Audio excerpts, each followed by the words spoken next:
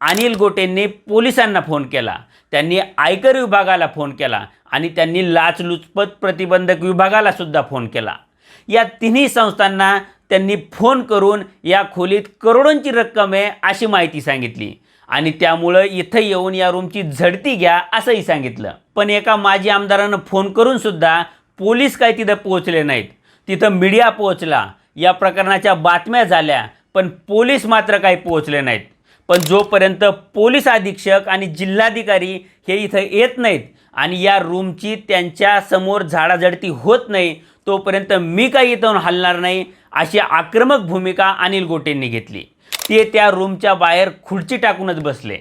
मग 6 तासांनी पोलीस तिथं आले आणि त्यांनी त्या रूमची झडती घेतली आणि या झडतीमध्ये पोलिसांना 1,84,84,000 रुपये सापडले आणि सगळ्यात मोठी रक्कम म्हणजे 90 लाख रुपये एका विमल गुटख्याच्या बॅगमध्ये सापडले, ज्यावर ठळक अक्षरात M90 असं लिहिलेलं होतं।